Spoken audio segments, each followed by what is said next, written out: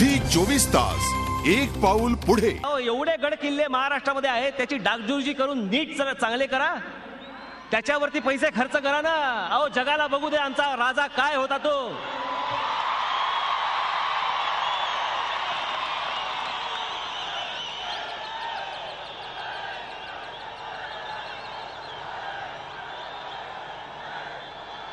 या मोगलांच्या नाकावरती टिचून आमचा राजा कसा उभा राहिला हे अख्ख्या जगाला दिसू देत, कळू देत. हे आमचे गडकिल्ले दिसू देत, ते चांगले करा.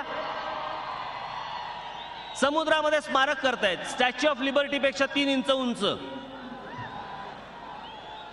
यातल्या अर्ध्या मंत्र्यांनी स्टॅच्यू ऑफ लिबर्टी नाही पाहिली.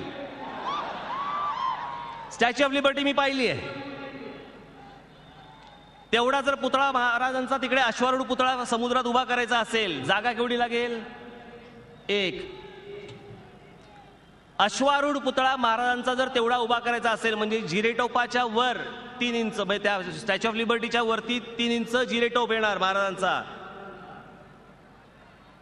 बरोबर की नाही? घोडा केवढा झाला? एवढं मोठं शिल्प बांधणार कोण? तयार कोण करणार? शिल्पकार कोण आहेत जगात? त्याला किती खर्च येईल आपल्याला कल्पना आहे, अंदाज आहे? तेवढा जर समजा पुतळा बांधायचा ठरवला तर त्याला कमीत कमी 5 ते 6 हजार कोटी रुपये खर्च येईल. 5 ते 6 हजार कोटी रुपये. 5 ते 6 हजार कोटी रुपये इथे महाराष्ट्रातल्या गडकिल्ल्यांवरती खर्च करा ना. ही आमच्या महाराजांची स्मारक आहेत.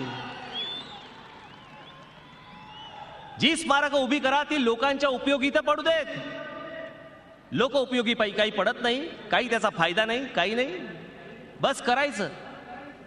निवडणुकीच्या तोंडावरती तुम्हाला काहीही सांगितलं की आम्ही मतदानाला मोकळे. मागच्या वेळेला पण महानगरपालिकेच्या निवडणुकीला इथे कोल्हापूरला मी निवडणूक लढवली नाही.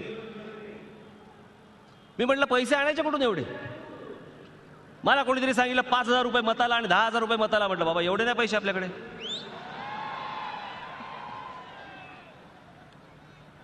आणि सुरुवातीला एवढे वाटायचे आणि नंतर महानगरपालिका हातात दिल्यावर हे ओरबाडणार.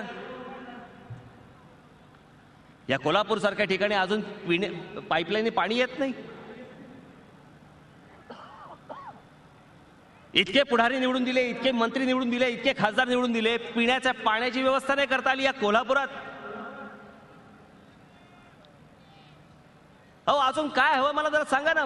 ज्या मूलभूत सुविधा, मूलभूत सोयी ज्या करायला पाहिजे, पिण्याच्या पाण्याची सोय आजही कोल्हापूरचे लोक हे जर दूषित पाणी पिणार असतील काय होणार? त्या कच्च्या बच्चांचं, लहान पोरांचं काय होणार मला जर सांगा. पण आमच्याकडे राग व्यक्त करायला काहीच नाही. निवडणुका आल्या की पैसे फेकतात आणि निवडणुकांचा फक्त एक तमाशा होऊन बसतो.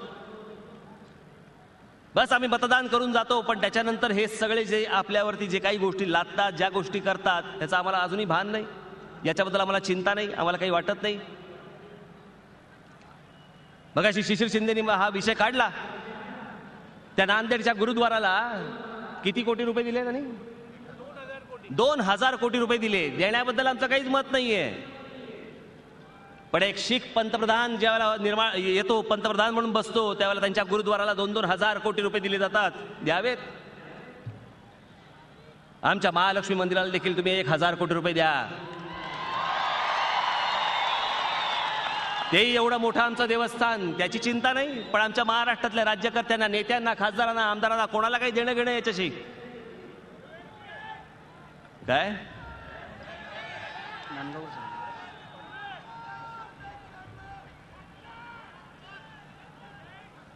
काय काय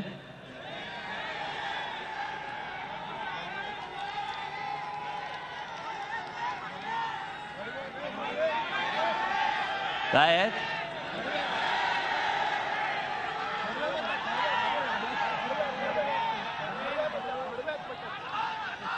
भडव्यात तुम्ही काहीतरी माझ्या तोंडून वधवून घेता.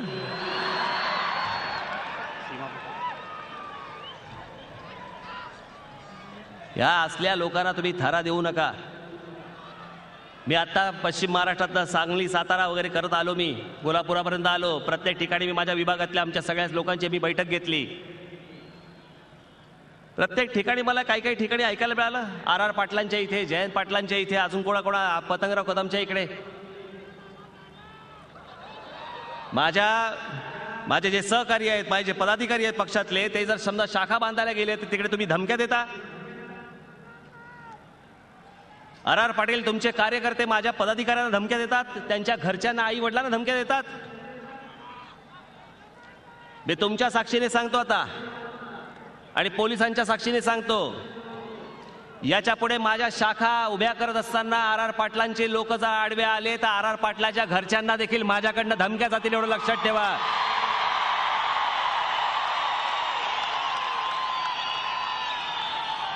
फालतू नाटकं नाही करायची माझ्याशी. आणि तुम्हालाही सगळ्यांना सांगून टाकतो, कोण आडवेल त्याला चिरडून पुढे जा. बस झाली या लोकांची बस्ती आणि बस झालं या लोकांचं राजकारण आजपर्यंतचं. यापुढे मला पश्चिम महाराष्ट्रामध्ये मला वेगळं चित्र दिसलं पाहिजे. तुम्हाला जी अपेक्षा आहे, जी आशा आहे, हा राज ठाकरे आणि त्याचे सहकारी पूर्ण करण्यासाठी तयार आहेत. उद्या या पश्चिम महाराष्ट्रामधले आमदार, या पश्चिम महाराष्ट्रामधले खासदार हे तुमच्यामधून निवडून येतील. हे तुमच्यामध्ये बसलेले असतील. आज तुमच्यामध्ये जे असतील चेहरे, ते उद्याचे खासदार असतील, ते उद्याचे आमदार असतील. या संस्थानिकांना एकदाचे तुम्ही इथेच गाडून टाका आणि हा नवा महाराष्ट्र घडवण्यासाठी माझ्या पाठीशी खंबीरपणे उभे राहा, एवढी फक्त आज विनंती आपल्या समोर करतो. आपण जो भरभरून प्रतिसाद दिलात मला, त्या सर्व गोष्टींना मी आपल्याला सगळ्यांना शुभेच्छा देतो. धन्यवाद. जय हिंद, जय महाराष्ट्र. झी 24 तास, एक पाऊल पुढे.